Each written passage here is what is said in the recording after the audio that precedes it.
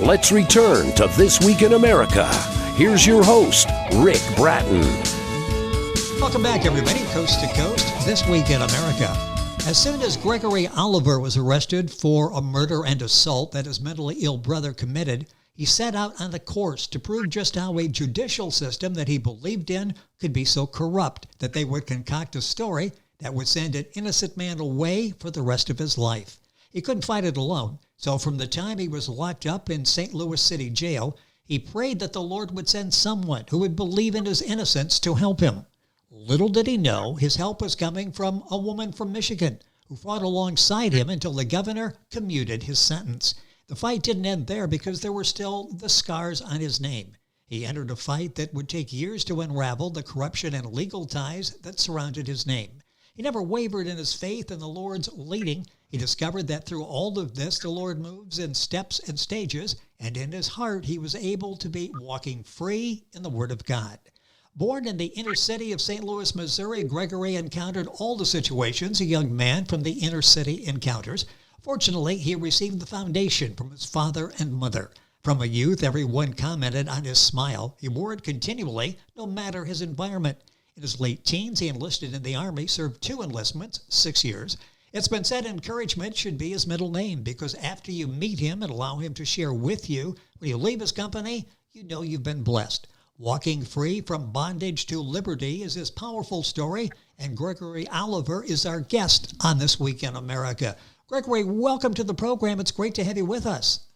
And it's great to be here, Rick. I appreciate that. Thank you very much, sir. It is a pleasure to have you here, and this is such a powerful story. And we'll give you all the information of where the book's available as we talk with Greg throughout the program. But what prompted you to write this book after all you were through to go back, relive so much of this, to write this book to help other people? What prompted you to write Walking Free? That's exactly it, Rick. What it is it was the testimonies and stories of other people who had went through different situations and struggles that encouraged me. Like one book in particular was by Corey Team Boone. That was the one that encouraged me. And another story that I ended up and learned something from was In the Name of the Father. And they had so much relations and many other stories that I come across in my life that I saw people that went through struggles that was real and they come out of it in one way or another better than they were, and they overcome the problems that they faced.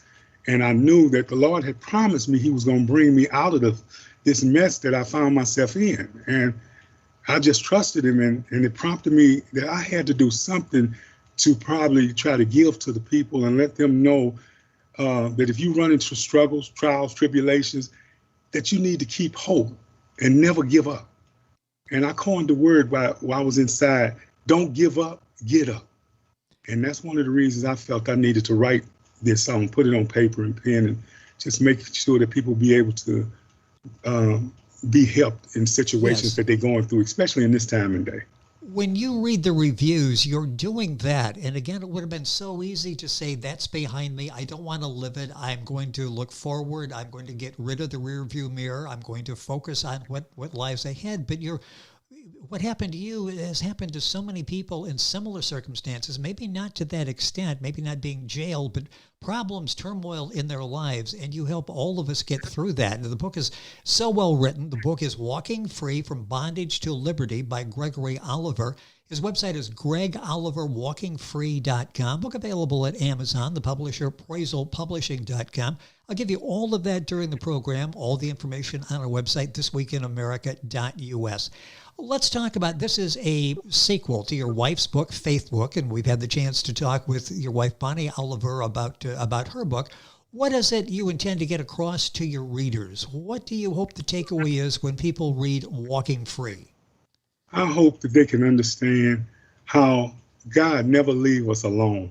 He makes a promise to each and every one of us that I'll never leave you nor forsake you.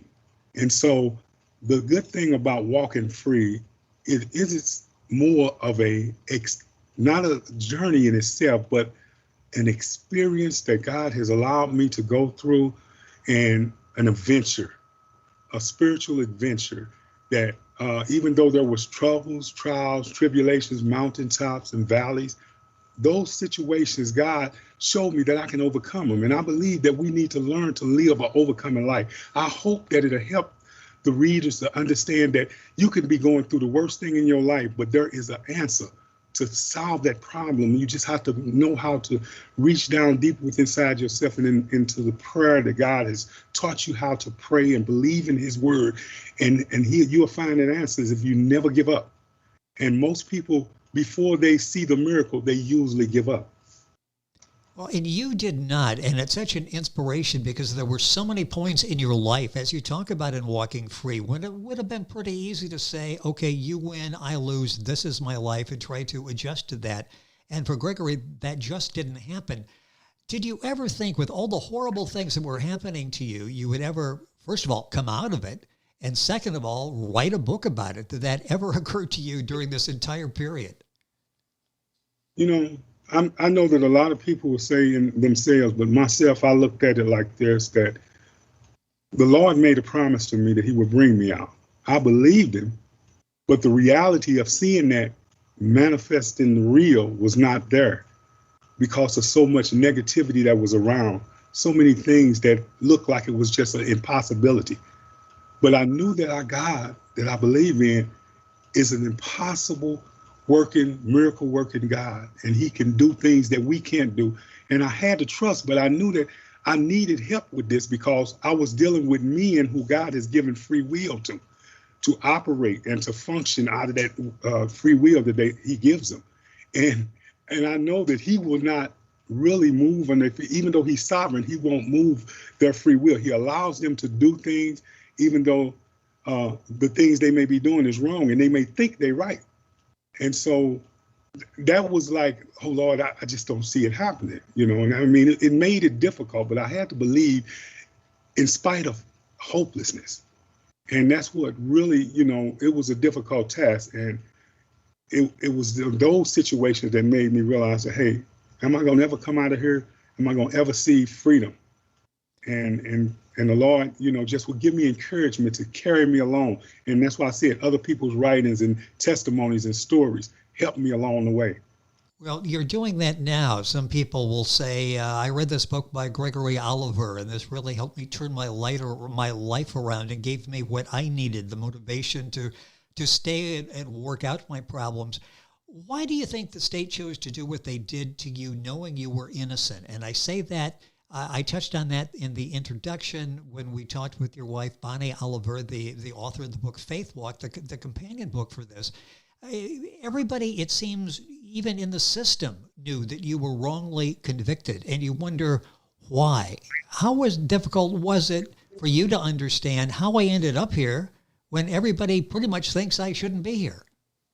Well, you know, I mean, most of the people would treat me with kindness that may have thought that way, but they never told me those things. They shared that with Bonnie. But the thing of it was, it was years later I really discovered why I think the reason that the state chose to do this. Over time, you had a head prosecutor that was corrupt, and 2 years after I was convicted of this crime, he was disbarred. And I found out that my granddad was trying to be helpful. Sometimes people can try to help you and they can do it in the wrong way. And he called the head prosecutor's office and told the head prosecutor's secretary that he was a Jet Banks, which was a high, powerful senator or somebody in power. And he was so excited, he answered the phone.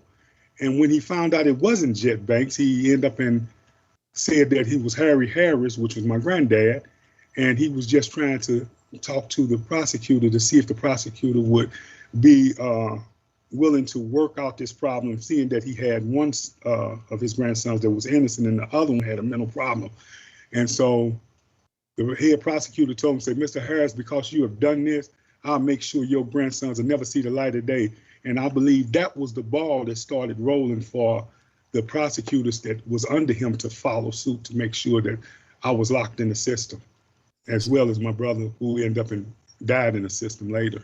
So it's a chilling story on so many levels. The fact that your grandfather couldn't get through until he impersonated some prominent person. Then the prosecutor was willing to talk. And then when your grandfather is trying to do something positive for you, he dismisses him and takes retribution out on you. I mean, you'll find so much to you get outraged about as you're reading the book, but then you see Gregory has a smile on his face, and he's motivated and knows this is going to work out, and you're there with him as you go through this Walking Free from Bondage to Liberty. The title really says it all. Greg Oliver, walkingfree.com is Greg's website. Book available at Amazon, Proisal.com, the publisher as well.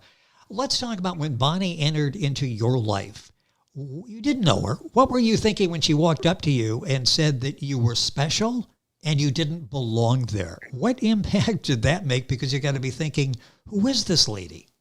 Yeah, it was such a blessing when she said those words because, I know God hears our prayers, but a lot of times we know that in the Bible it says that our prayers are he keep them in a bottle as an incense, and they come up before him. But so I was blessed to know that this was a prayer God had already put before me to let me know there was an answer to it, and to see somebody help. Because when you're in prison, you cannot be a voice for yourself. It's almost impossible. So most of the men that are locked up, or women that are locked up in our judicial process, if they locked up, they not only stripped of their rights, they're stripped of their voice. And so anything you say is really looked at as negative. They always say that everybody say they're innocent, but that's not the truth. And when I saw that, and Bonnie came in and said that, I knew there was hope. And I knew God had answered my prayer, and it just touched me so deeply and especially to see it was a white woman saying this. A lot of people, if you was drowning and you was in an ocean, does it make a difference if a white person or a black person come and reach their hand out to help you? And it was just a blessing to see somebody cared enough for me to say that. And it wasn't most people have the Innocent Project, and those people pay thousands and thousands of dollars to help inmates and people to get out of prison. And I didn't have that kind of aid coming to my aid to say, hey, we're going to help you. Because normally they only take cases where DNA is involved, or where, what they call witnesses, that they recanted witnesses. And I didn't want them coming in and saying, hey, get a recanted witness. I didn't need that. There was a concocted story. It was the truth. The truth needed to be the issue of the day, not a recanted witness or DNA. And when they concocted a story, it was just clear to see that that's what they done. And that's why they refused to look at the merits today.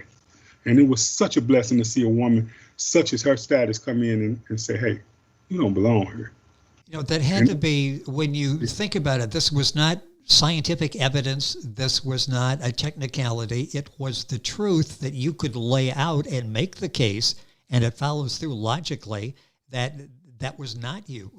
Knowing that you didn't have the resources that some people would have to bring on an ace, legal assistant to get you out of jail, all the injustice that's going on now, what made you think that it gave you any amount of hope that with a life sentence running consecutively with a life without parole sentence, that you would ever come out of prison? I think it would be difficult to think, maybe I still have a chance at getting out of here.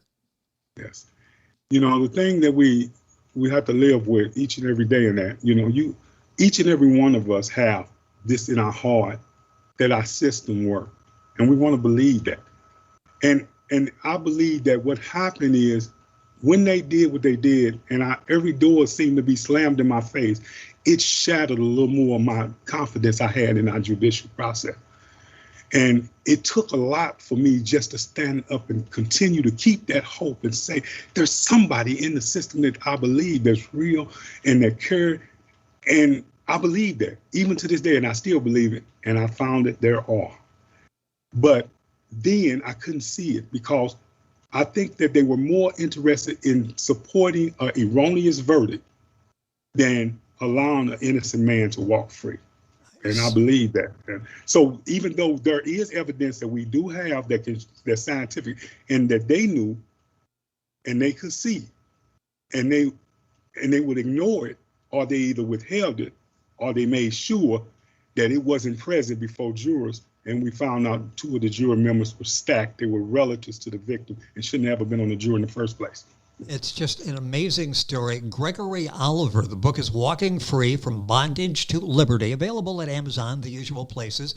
His website is gregoliverwalkingfree.com. Tom, going by so quickly here, so much more to talk about, and we'll get a few more questions in here. The chapter in the book, one is called Prison Codes.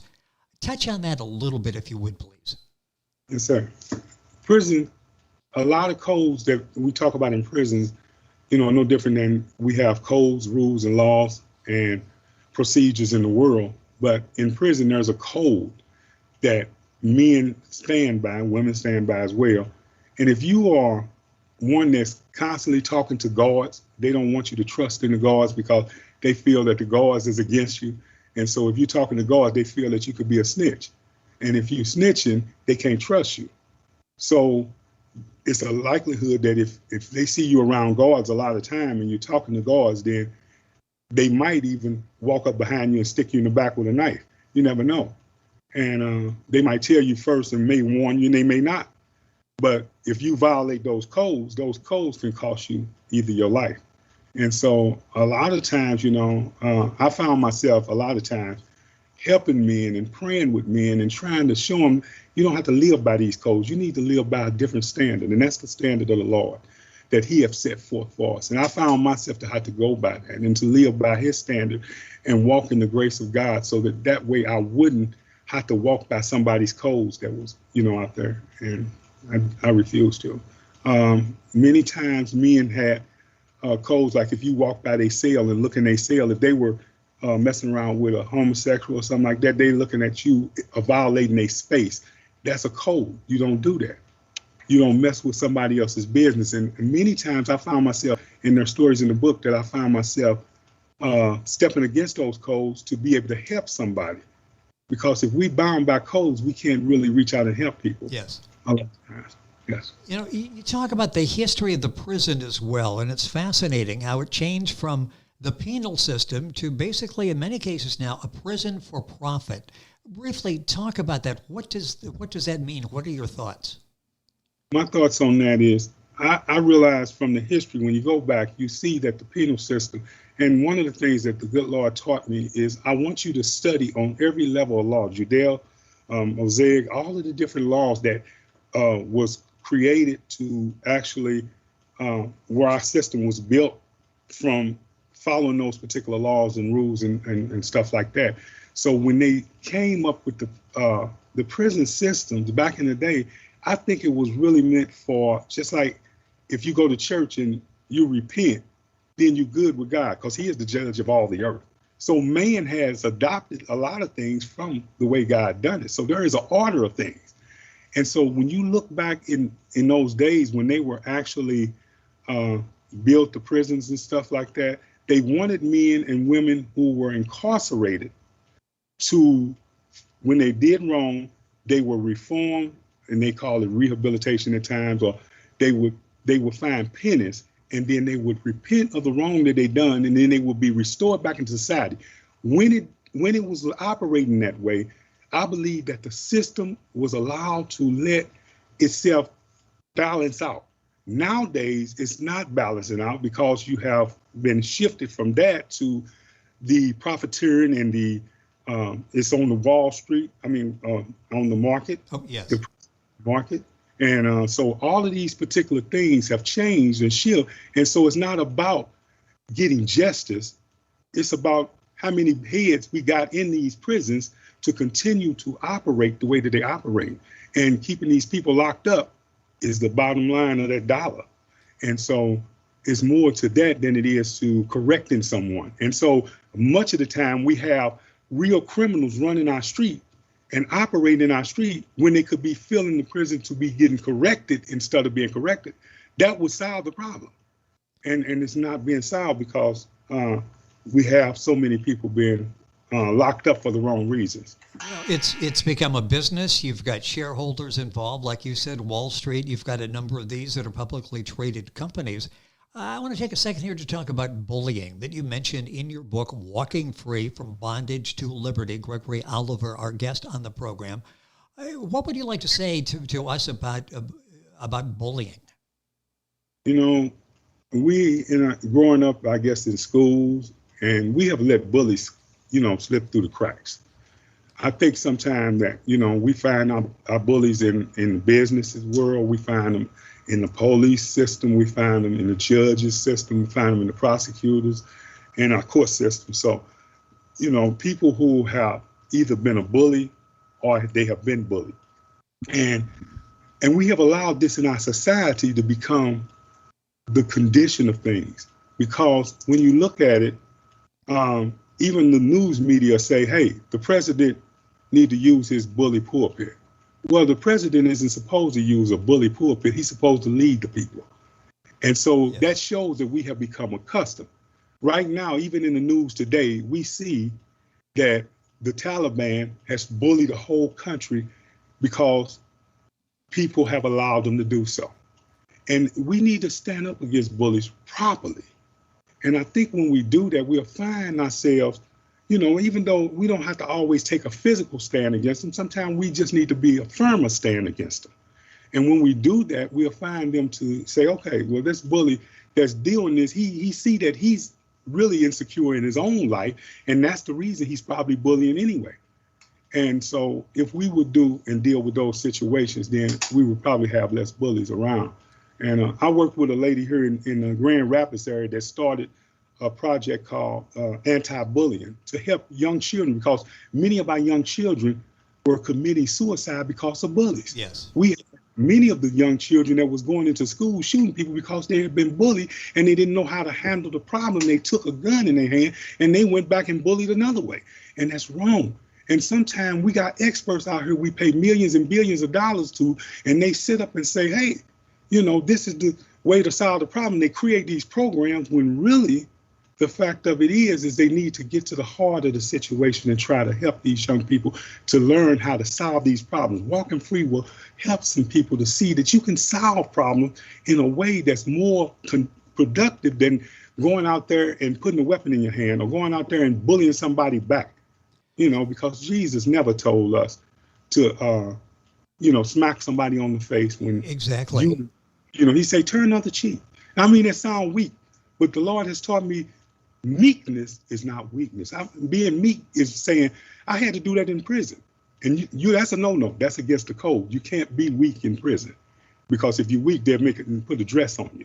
And I refuse to have a dress put on me. Yes, there's so much wisdom in what you say there. In fact, you're talking about bullying and what we can do to help young people. Is that one of the takeaways you want people to have from Walking Free? I got a minute or so left here. What do you hope we take away from reading Walking Free? And I think the bullying part is just one of many different lessons that you talk about.